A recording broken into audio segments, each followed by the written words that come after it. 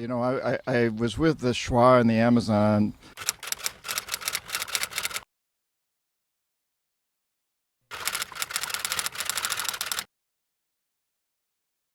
right after I got out of business school. So I was first trained as a shaman by them. I spent 3 years in Ecuador and then became an economic hitman, a chief economist for a consulting firm. I thought it was good work because that's what I've been trained to do in business school. That's another whole story. But I just wanted to mention that first I was with the Shuar in the Amazon. Then I became an economic hitman. And then after 10 years of that, discovering what terrible things we were doing in the name of progress and development, I went back to the Amazon and again reunited with these people with the determination to turn things around, to create a more sustainable human presence on this planet, a better human presence on this planet.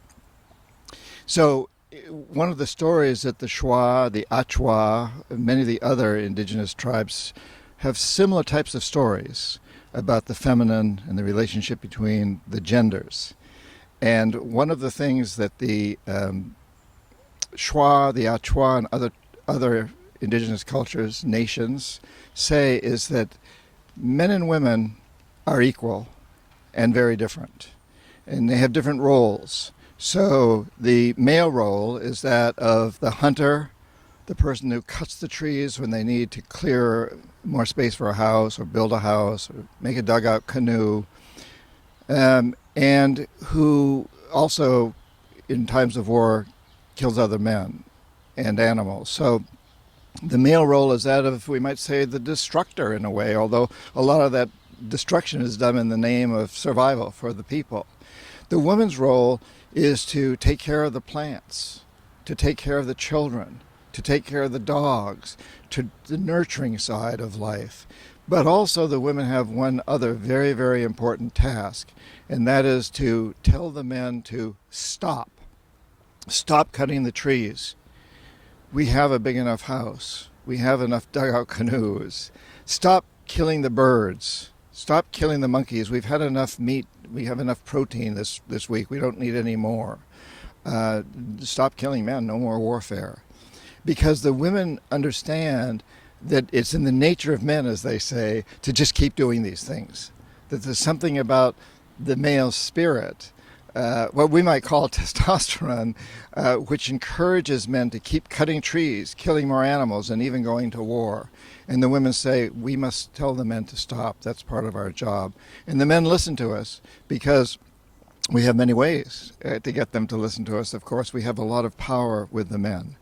And when we've shared this story with some of our people, when I've taken people from the United States and Europe and England into the rainforest to visit these indigenous communities, often their women will look to our women and say, well, don't you do the same thing?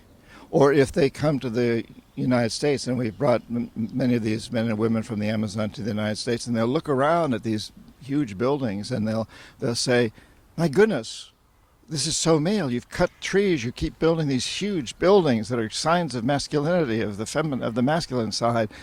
Why don't the women say stop? Why don't you women tell the men to stop? And our women say, well, on the contrary, we often say we want bigger houses. We want more dugout canoes, more cars, more materialism. And the women look askance at our women at that time and say, well, why would you want that? If you have bigger houses, you just have to clean them. You have to take care of them.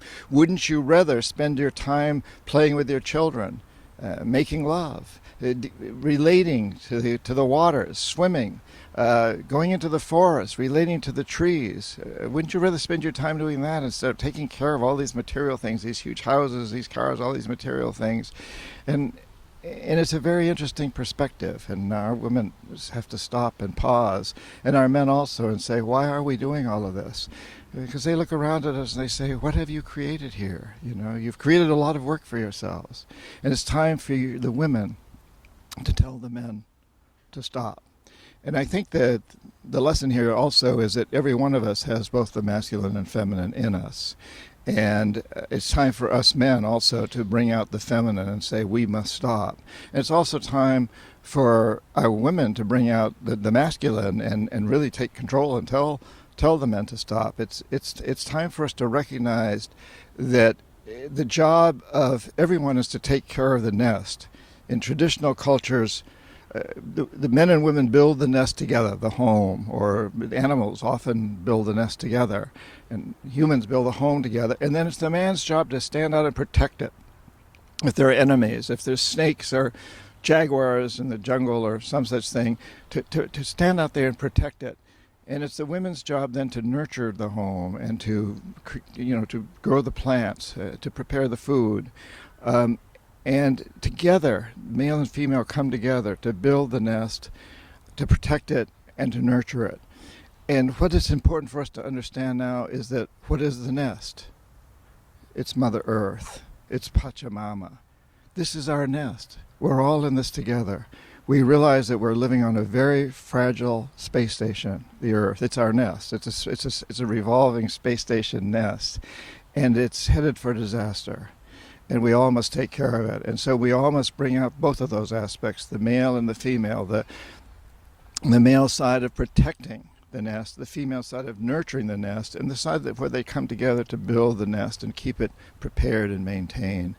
And I think that's an amazing, amazing lesson that the people of the Amazon and indigenous cultures around the world hold dear, and a lesson that they pass on to us, and one we should listen to very carefully.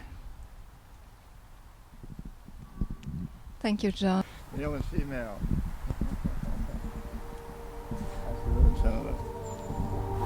Balance.